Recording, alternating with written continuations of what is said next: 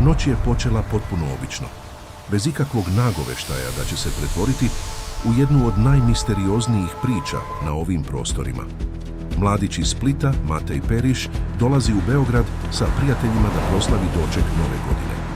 Plan je jednostavan, nekoliko dana provoda, muzika, klubovi, povratak kući. Ništa više od toga. Ali već te noći sve počinje da klizi u pogrešnom smeru. Beograd je pun, gužve su ogromne, klubovi prepuni. Grupa se razdvaja, što u tom trenutku nikome ne deluje opasno. Matej ulazi u klub na obali Save, mesto gdje se muzika meša sa dimom, alkoholom i stotinama ljudi koji ne znaju jedni za druge ništa. I upravo tu počinju prve nelogičnosti. Prema svedočenjima, Matej u jednom trenutku izlazi iz kluba.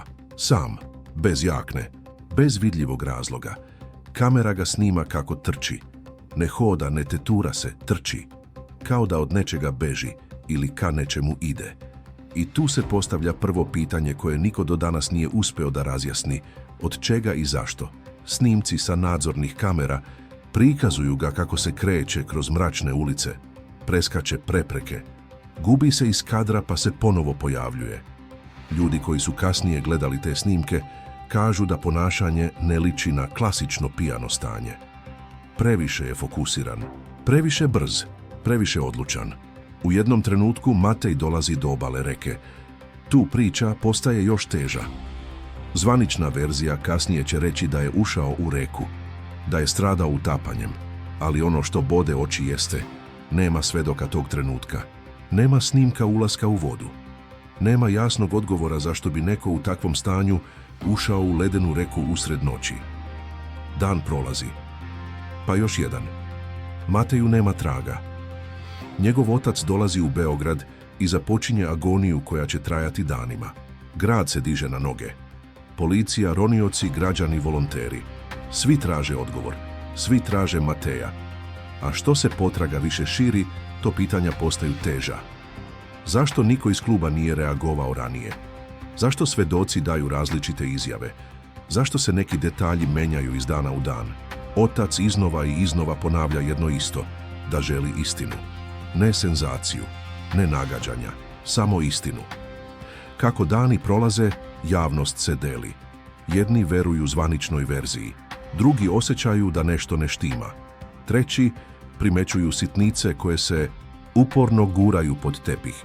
Svaka nova informacija, umjesto da razjasni slučaj, otvara novu rupu, a Mateja i dalje nema. Tek kasnije, posle mnogo vremena, dolazi do pronalaska tela. I umjesto da to donese kraj, donosi još veći nemir. Jer ni tada priča ne dobija jasan završetak. Previše toga ostaje bez odgovora. Da li je sve zaista bilo nesrećan splet okolnosti? Da li postoji deo priče koji nikada nije ispričan? I zašto čak i danas mnogi osjećaju da istina nije kompletna? Posljednji minuti Matejevog kretanja su najtiši, ali ujedno i najglasniji deo cele priče. Jer upravo tu sve prestaje i počinju pitanja. Nakon izlaska iz kluba, Matej se ne zadržava. Ne pokušava da se vrati unutra. Ne traži pomoć. Ne, stoji zbunjeno. On odmah kreće. I to ne sporim hodom, već trčanjem. Kamera ga hvata u trenutku kada izlazi u hladnu noć. Bez jakne, bez telefona u ruci, bez ikakvog vidljivog razloga da bude u panici. Prvi snimci pokazuju kako se kreće brzo, gotovo instinktivno, kao da tačno zna kuda ide. Ulice su mračne, gotovo prazne. Nema gužve, nema prepreka koje bi ga naterale da menja pravac. Ali on ipak skreće, ubrzava, preskače niske barijere. Ne izgleda kao neko ko je izgubljen. Izgleda kao neko ko žuri. U jednom trenutku kamera ga gubi. Nekoliko desetina sekundi kasnije pojavljuje se ponovo, na drugoj lokaciji. I tu dolazi jedan od najčudnijih detalja. Matej pokušava da uđe u dvorište jedne zgrade. Povlači kapiju. Ne uspeva. Zadržava se vrlo kratko, tek toliko da deluje kao da traži prolaz ili sklonište, a onda nastavlja dalje. Zašto baš tu? Zašto ne zvoni? Zašto ne staje? Odgovora nema. Sljedeći snimak prikazuje ga kako se približava obali reke. Trčanje se ne prekida. Nema oklevanja. Nema usporavanja. I to je trenutak kada se sve lomi, jer posle toga Nema više ni jednog snimka gdje ne postoji kamera koja ga je zabeležila kako ulazi u vodu. Ne postoji svedok koji je video taj trenutak. Ne postoji jasan dokaz šta se desilo u tih nekoliko ključnih sekundi. Samo pretpostavke, zvanično. Rečeno je da je ušao u reku. Ali ostaje pitanje koje nikada nije dobilo smislen odgovor. Zašto bi neko u takvom kretanju, takvom brzinom ušao pravo u ledenu reku bez ikakvog znaka kolebanja? Nema tragova borbe, nema dozivanja u pomoć, nema ničega što bi zatvorilo priču. Posljednji minuti Matejevog kretanja ne liče na haos, liče na niz odluka koje mi ne razumemo. I baš zato ova priča ne prestaje da živi. Jer kada se priča završi, a pitanja ostanu, ljudi znaju da nešto nije do kraja ispričano. Sumnja ne nastaje iz jedne stvari. Ona se skuplja sloj po sloj i baš zato ovaj slučaj nikada nije legao ljudima.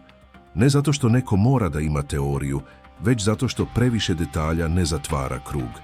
Prva stvar koja budi sumnju jeste ponašanje pre nestanka. Matej ne deluje dezorijentisano, ne deluje kao neko ko se izgubio. Ne deluje kao neko ko ne zna gde je. Naprotiv, njegovo kretanje izgleda svesno, brzo i ciljano. To kod ljudi pali alarm, jer se ne uklapa u jednostavno objašnjenje. Druga stvar su snimci kamera. Javnosti su prikazani samo delovi, ne svi, ne kontinuitet. Uvek se vidi dolazak, ali ne i završetak. Ljudi instinktivno osjećaju kada im se daje fragment, a ne cela slika. I tu počinje nepovjerenje, ne prema ishodu, već prema načinu na koji je priča ispričana. Treća stvar su kontradiktorne izjave. Vreme, redosled događaja, sitni detalji menjali su se. Nekad malo, nekad primetno. I svaki put kada se zvanična verzija dotera, javnost to ne doživljava kao razjašnjenje, već kao krpljenje rupa. Četvrta stvar je nedostatak svedoka u ključnom trenutku. Toliki grad, tolika noć, toliko ljudi, a niko ne vidi sam čin koji bi zatvorio priču. Nema onog jednog momenta koji bi rekao, evo tu se desilo. Bez tog momenta ljudski mozak ne prihvata kraj. Peta stvar je ponašanje institucija posle nestanka. Neki potezi su delovali sporo, neki previše brzo zaključeni. A kada se nešto zaključi pre nego što se objasni, sumnja se sama rađa. Ljudi tada ne pitaju šta se desilo, već zašto žure da stave tačku. Šesta stvar, možda i najjača, jeste otac. Njegova upornost, njegova pitanja, njegovo odbijanje da prihvati objašnjenje koje mu ne zvuči istinito. Javnost se u takvim situacijama prirodno veže za emociju roditelja.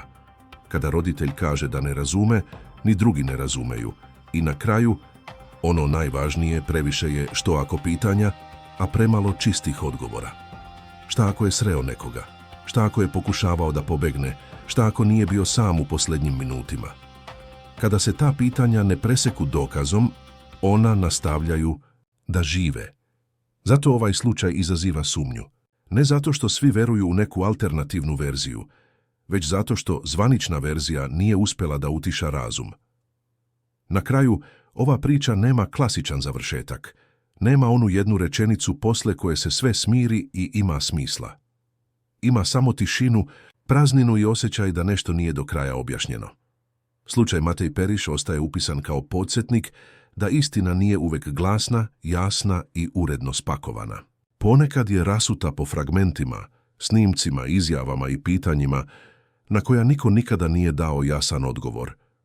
I upravo zbog toga ova priča i dalje živi, i dalje se prepričava, i dalje izaziva nelagodu.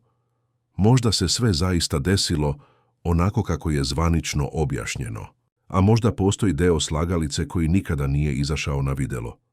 Ono što je sigurno jeste da za porodicu, ali i za javnost, mir nikada nije u potpunosti došao, jer kada ostanu praznine, ljudi ih ne popunjavaju iz radoznalosti, već iz potrebe da razumeju.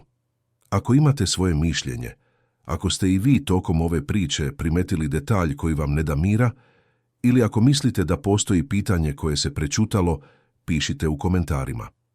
Vaše razmišljanje može otvoriti novi ugao gledanja, a ova priča to i dalje zaslužuje.